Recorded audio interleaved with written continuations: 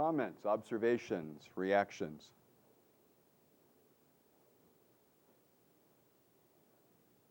Rick? In building, a real expertise with these meta programs in this context, you have them organized. Are they kind of organized in a hierarchy of importance?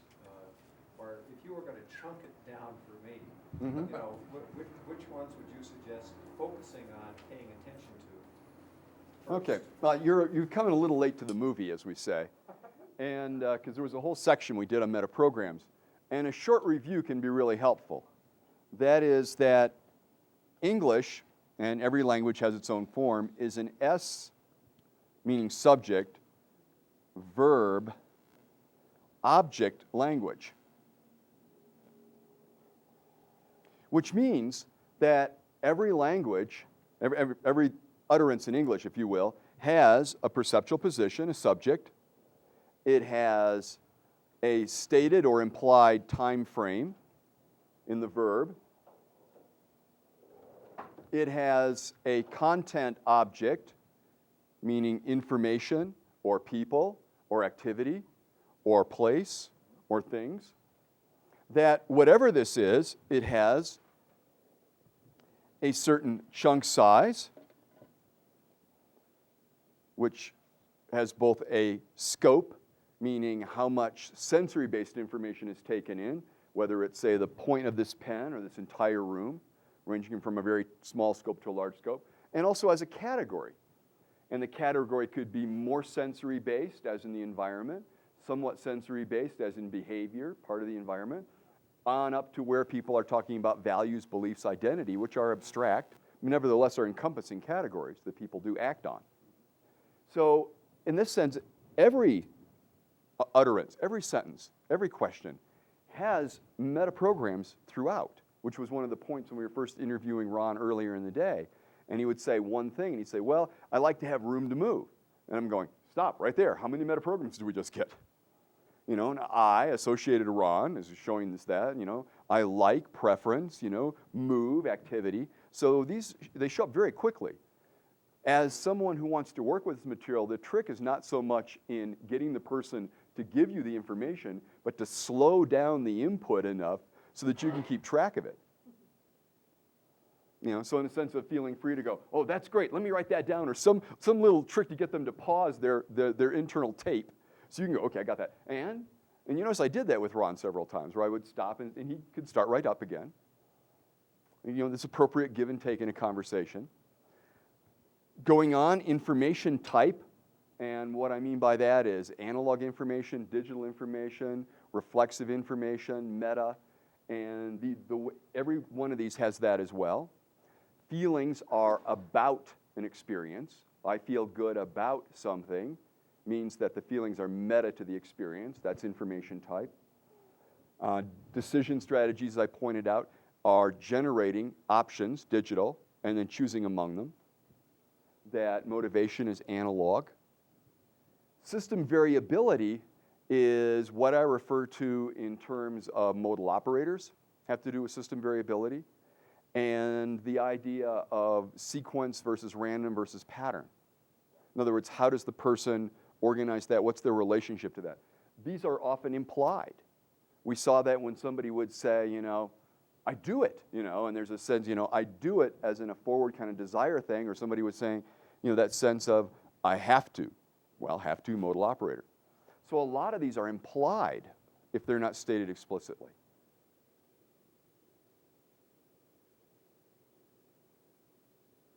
Now, questions about what happened with Ron, or your reactions to that, or things that you were wondering about?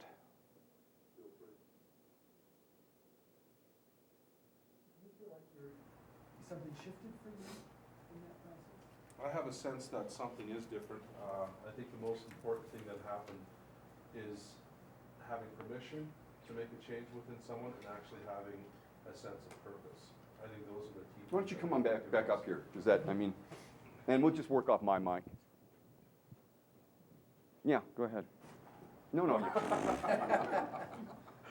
Yeah, so a sense of purpose made a big difference, and Also a sense of permission as well, like being allowed to actually tamper. I had a big issue about that, which said that no, you shouldn't really tamper, people should find their own way and so on and so forth, which is, I think, very counterproductive to NLP itself, because we are actually going in there and making shifts and changes.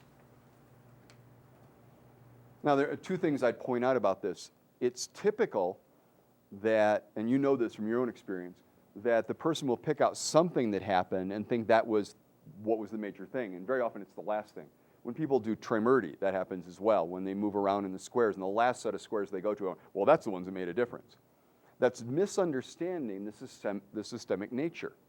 That is that you know, having watched this, that I was systematically going through a number of different strategies, and at least 3 times was going for a convincer in terms of taking a number of experiences and getting them into the same time space for enough time and in enough duration to get him to run his convincer strategy so that he had the sense, yeah, I can do that.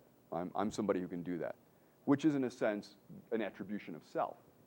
You know, he not necessarily noticed that. He's noticing the last little bit, which is also important.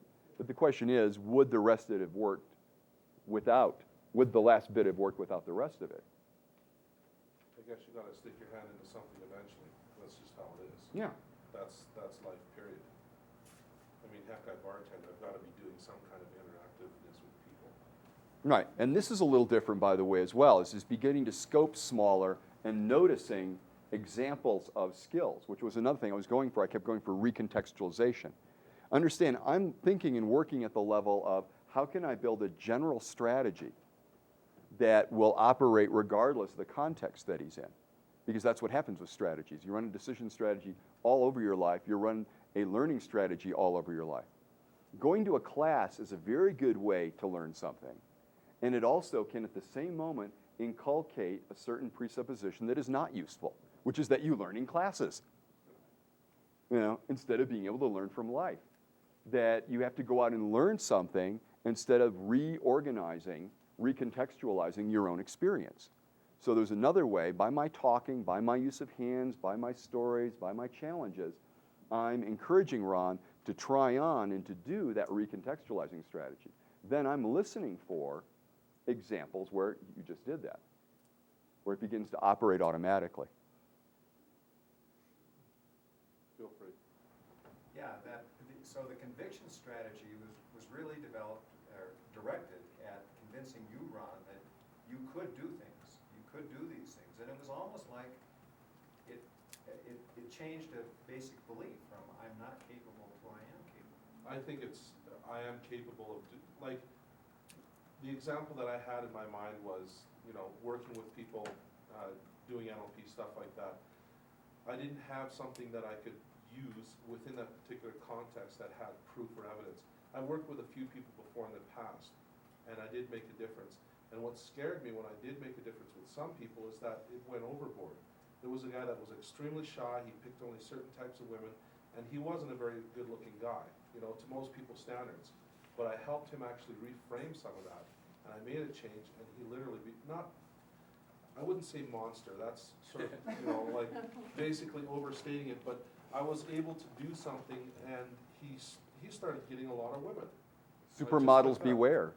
Yeah, exactly. Like all of a sudden, Paf, he had a lot of women, and he didn't really have the respect for women that I think that a woman should get. You know, so he got them, used them, you know, got rid of them, kind of thing. So I felt, you know, at that point in time, there's evidence of, you know, how this stuff shouldn't be used, kind of thing. Like that's what made me, you know, kind of afraid. And I didn't know if I had the confidence that was necessary to be able to, you know, sort of put that in at the start. And I would You know? suggest that your concern Yeah. and your desire in being here is an indication. The fact that you noticed that, the fact that you had a reaction and your own interests indicate to me that you will, if you haven't already, develop those kinds of skills. Well, I think that because I stopped doing it, which was unfortunate, that, you know, I didn't believe I had the skill at the time to be able to, you know, notice it. The unfortunate thing is that I didn't take that learning and say at the time, you know, next time be more aware the next time you work with somebody, or at least, you know, have your eyes more open and try to make that more complete, that didn't even occur to me. And it does now, though. Well, yeah. You it can't does not now. Well, yeah, it's kind of hard not to. Yeah. But that's just it, like that was the tampering part. Like, I was really afraid to tinker with something like that, because I feel that, you know, you can't just treat a person like an object. You know what I mean? You can't go in there and tinker and then send them on their way, because they're living, breathing beings, right? At least when they come to you. Yeah, well, you know. By the time I'm done, they're robots. You know, so that was my fear, is, you know, like, you gotta have that kind of respect for life. You know, and at the same time, I thought, because I thought it was an all or nothing kind of thing, you know, I felt that I was denying myself a lot of stuff as well. In the sense that, you know, if it's all or nothing, what's happening at that point in time is that you can either work with people and, you know, whatever mistakes may come, so be it, and send them off into the world, and, you know, who cares what the repercussions are, or you just don't do it at all. Like, that's the sense that I had at the time. It was like, you can't do it because, well, you gotta worry about people, that's all there is to it. That's the feeling that I had. So it was very important for me to realize that. Years ago, Robert Dilts and John Grinder did a seminar called States or Strategies. And one half the program, which was the Dilts part of it, was that strategies were the key thing, and strategies created states. And Grinder, of course, for the sake of the seminar, took the opposite side and says, bullshit strategies. It's states that matter, because if you have the right state, that will generate the strategy. Were it true? See, we have a nice example here of where the state that Ron used to get into would generated a hesitance on his part to act, as opposed to the state generating a desire to improve his abilities. What's the difference? Because in fact, strategies do generate certain states, and so Ron had success with this, and then it generated a state of, oh shit, you know. And yeah, and so then it becomes a question of having that feedback, so that that state of, oh shit, leads into, I'm still noticing things, I still have my heart, my soul, I know what I want to do here, what do I need to learn to do it better next time? And then that can feed forward into another strategy that can then you've got a recursive system, as opposed to a strategy for success. I'm not against strategies for success, but I want you to notice the way they're mostly presumed. They're presumed like you have this strategy, and then you reach the state called success, and you're done. And I would suggest it's much more recursive. And the people I meet in the business of finance stuff will talk about having a fear of success. I don't buy it, first of all. I think it's an easy out because it's in the literature. People can say, oh yes, I have a fear of success. What it is it's a way of saying, not very articulate, but when you hear it, is I don't know what to do when I get to that state. I don't know what strategies to access next. Yeah. Well, that's a very different, I mean, it's a very reasonable problem. You know, if I have a lot of money and if I have this and that, then how am I going to know if people like me or like what I can provide for them? Well, what you do is you inoculate ahead of time. You learn acuity skills so you can read people. You figure out what the next big goal is. In Ron's case, he says, well, I want to be able to do things with people. So then I know it doesn't matter if they're using me or whatever. I'm still helping them become independent, get on with their lives. Then in that recursiveness, it solves itself. I think also a sense of the fact that, you know, people, as much as I may help them, they are still responsible for whatever they accomplish in life, plain and simple. You got to have some level of detachment as well. Mm-hmm. You can only do your best. Walk your talk. Absolutely, yeah, absolutely. This is what I do. What you do with the tools is, you know, that's on your conscience. It's not on my conscience. And you can model what you think are better, more humane, more life-embracing things to do with those tools. As opposed to something that can be, you know, as in essence, a Pandora's box. You can open up a, you know, like there, and that's just it. I guess it's a matter of maybe just opening it up by a creek sometimes and taking a peek in there, as opposed to just going. And that's exactly what I did with this guy. I was like, I did whatever I could to get that motivation, that sense, and it was such a very pervasive thing that the change that took place in his life wasn't just in one area. It was like in a big area of his life. And it wasn't very ecological, I don't think. So, yeah, Okay. yeah. We have a phrase for that in English. Overdoing it, Live and learn. that works even better. Yeah. Yeah. Thanks. Thank you. Okay. So where do we go from here?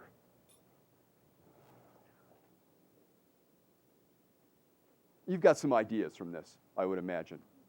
And the point then is to give you a context in which to play with those ideas. And the context I'm going to suggest is that we move forward to conviction strategies.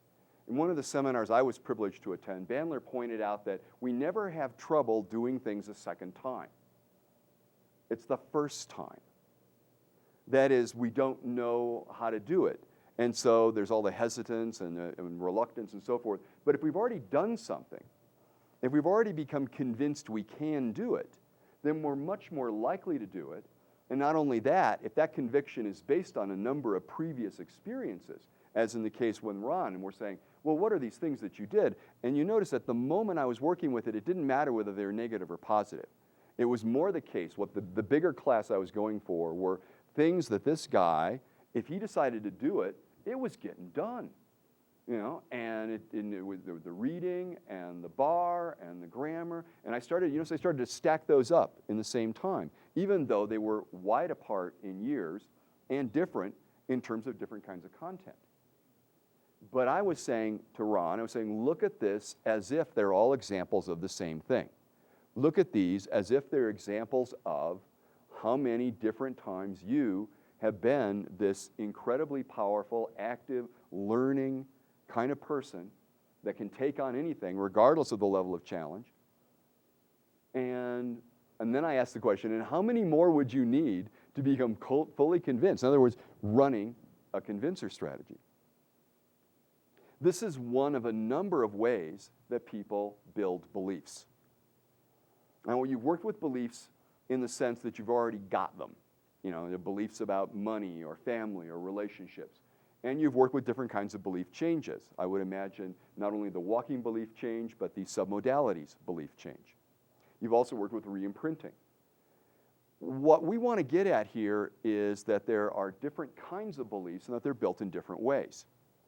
And this relates to strategies in how we relate to the work of NLP.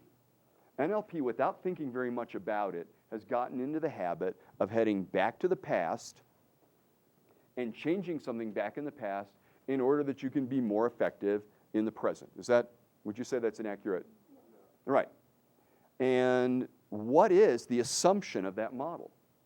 That past is prologue. That a precedent event, a previous event, will affect who you become later on. Now, that actually works really well for stuff like imprints. You know the Konrad Lorenz experiment, the famous one about the ducks, where the little ducklings hatch and then he's the mom, and there's this wonderful picture of this old English fellow walking along with a pail and the little ducks are behind him. That we have certain imprint experience. And there are a number of them early in life that we have. Some of them appear to be essential, like attachment. They now know at least enough to say that if you aren't in a loving relationship between 0 and about 2 years old, that autism is a possibility, some social pathology later on, not really treating people as people, that there's very early experiences which are best learned when you're young. We also, a number of us will know that at other points in life that we model ourselves after someone, we get an imprint about what a good man or a good woman is, and begin to act on that in some ways. Later on, we may imprint on a first date. I know a fellow that having dated blondes when he was in junior high, there's just nothing like a blonde. That is a kind of imprint, if you will. So biological imprints are the basis of this idea, and yet there's several points in human development where some experience will happen that, I'm talking positively now. I mean, blondes, brunettes, whatever it is, you get an orientation to life, and this helps. That way there's diversity. Everybody isn't after the same person. So we can call these positive imprints, and yet they still focus us in some way. Then more commonly we know about negative imprints like traumas that will restrict us in some way, some experience somebody has, and then they don't do things. And yet there are so many other experiences that don't fit that class, don't fit that way. My colleague, Eric Oliver, he likes to talk to people in his seminars, is that he steps into an elevator with other people and the doors close, and they're looking up the numbers, and Eric looks over at them, "Did your mother make you practice?" They look at Eric. Eric says, "When I was a kid, we had to stand and look up at the numbers on the wall. I had to practice 10 minutes every day." People start to move away from Eric on the elevator. But what he was pointing out by this example is, how do we know to be quiet in elevators and to look at the numbers? And if you violate this rule, people, they look, they, no. In other words, there's a lot of learning that we got, a lot of things that we do that were neither an imprint nor a trauma, that somehow by certain kinds of experiences, by implication, by suggestion, by example, that we learned. Maybe a belief is the wrong word, but the problem with the word belief is it's very fancy. A belief is a generalization. A metaprogram is a generalization. The idea that somebody is or isn't a certain kind of person is a generalization. There's different kinds of generalizations. A conviction, when you put these moments together, you're creating a generalization. So what we're really talking about here is how are generalizations created? And this idea of you need to be quiet in elevators or hospitals, right? Got to talk softly. Or what are other parts of life? Where, when they talk about the cultural differences, that the famous World War II example was that the Americans, that the beginning of a romantic encounter is to kiss the other person. Whereas in the English culture, as I've understood it, that the kiss signals that you're just about ready to go to the bedroom. So there would be encounters of this kind where the young officer would kiss the English woman, and she'd start leading him to the bedroom. And while the men were pleased with this, they were going, "Wow, these English women are fast." So it's like, The story told on this side of the water. yes, it is. It's only about how there are different kinds of generalizations that we've built. Also, what about the ones you're damned if you do and you're damned if you don't? The double bind. Try this one. I'll give you a couple examples of double binds so you get the idea. For example, my daughters don't have to be pretty because they're smart.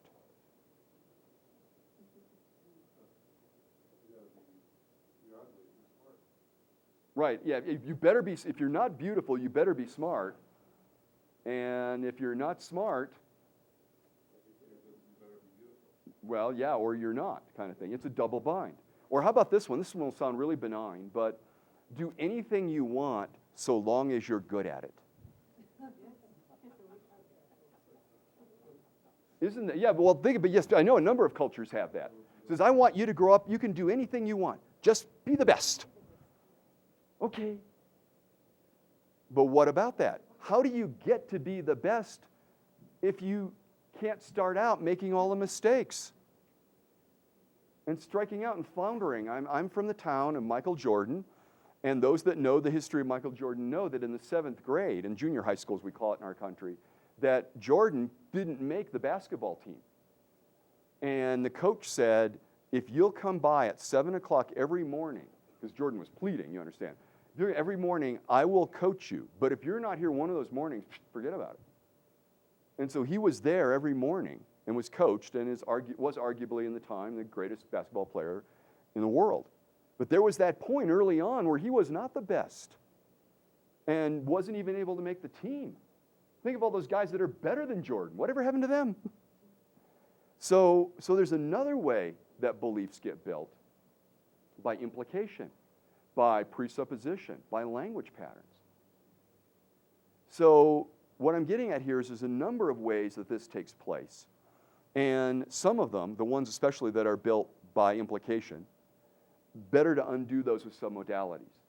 If it's by a previous experience, a trauma, an imprint, then re-imprinting works really well on those. There's another set of beliefs, though, because the ones I've been talking about are usually pretty global. So I'd say they go over a person's life. But there's another set of beliefs that I call pervasive. And what I mean by that, these are the little beliefs of everyday life that somebody says, you know, I'm not athletic. And so they never really enjoy the outdoors or bicycling or other things. Or they go, well, I'm not artistic. And so they never get to enjoy the arts, whether it's just going to art galleries and seeing stuff, or actually painting and creating stuff and getting their hands dirty with it. Or they go, well, you know, I'm not very romantic. And then not only do they suffer, but their spouses suffer. Or somebody says, I'm not good with, in other words, to me, these people toss these things off, these little beliefs. But actually, those affect the quality of the moment-to-moment life that they live and the people around them. Are those rooted mostly to larger beliefs at all, or are they independent? You know, I don't know. There hasn't been a sufficient investigation of that. But I know that people will be very worried about a belief whether or not they can be successful. And they'll have it digitally sorted. You know, like success is a yes or no thing. Like Tom Cruise never had a movie that bombed, and then another one that bombed, and another one, you know, and then he comes back. But that's the way life is, that there's this give and take and this back and forth. And so people will attach themselves to this bigger kind of belief they want to work with. And of course, what I want to do is help them get beyond the duality of a digital belief. And they won't think about their everyday experience like, well, I'm not really that creative. Oh, what a thing to saddle yourself with.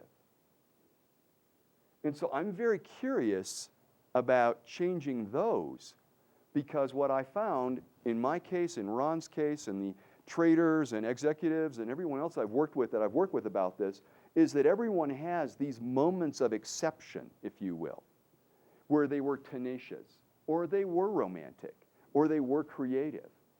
Only those moments are spread out in such a way that they never get combined to create the belief the person is creative. In fact, what happens instead is they have several moments of where they compared themselves to somebody else in their class who was creative, or somebody else in their class who did give a good speech, or somebody else who was more athletic. And then, unlike Michael Jordan, didn't go up at 7 o'clock every morning and practice, or go to the arts person, or go to the speaker. I mean, what about Cicero? Classical reference. The guy who put rocks in his mouth and gave speeches into the sea until he was good at it. Yeah. Exactly. Well, Adolf Hitler. Terrible speaker. Worked years to get good at it. Used to choreograph every move of his speeches. Literally. Yes, for effect. Had photographs taken so he knew what he looked like at different angles. So, good or bad, the point is that it was a developed skill. It was something where the person had permission to develop something. What I'm getting at here is that too many people saddle themselves with the little beliefs of life that actually turn out to be pretty big. Like, I'm not romantic. How sad for your partner. How sad for you. How completely arbitrary, since you can go and find moments or even create moments that would be examples of that, and go at least from I'm not romantic to I can be romantic. I can be athletic. I can learn new things. Does this make sense? So what we're going to be doing in a few moments here is having you take some aspect of your experience that you'd like to liberate, that you'd like to give yourself the freedom to activate a creativity strategy, to activate a learning strategy, to activate your romantic strategy. I know it's not up there, but we're working on that one. The idea of creating for yourself something that's going to not only affect the moment of your life, but the quality of your life, by adding in something that begins to have more and more effect as you develop more and more examples. If needs be, you could do something like I did, the example I gave, where it was about developing some financial ability and realizing, oh yes, I used to keep track of stocks when I was young, and I was the treasurer of a business, and then I did this other thing with these other people, and had enough examples and ran those in a series so that I believed, yeah, I could learn about the trading business. I could learn about the finance business.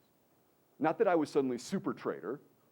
This, you know how to make a small fortune in commodities? You start with a large fortune. Then you become smaller. So no, it was about I could learn it. I had the ability to do that. Same thing about being athletic. I'm thinking to myself, well, I wasn't really all that athletic, and I'm going, well, wait a minute. I did fencing in high school. In college, I did judo. But I mean, still, that was judo. That wasn't athletics. And then I bicycled 7 miles each way to college, uphill in the snow. No, just 7 miles back and forth to college. But the point I'm getting at and why I'm offering these examples was I didn't have them sorted as athletic.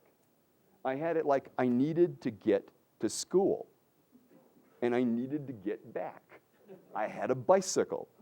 Later on, I went, man, I'm in pretty good shape. So, it's like, then I was, well, that could be an example of athletic. Again, creativity strategy being applied here, recontextualizing learnings. Had enough examples for me, put those examples close enough together, and then walk through those examples to create the conviction, yeah, I'm athletic, I can be athletic, I can learn those kinds of things.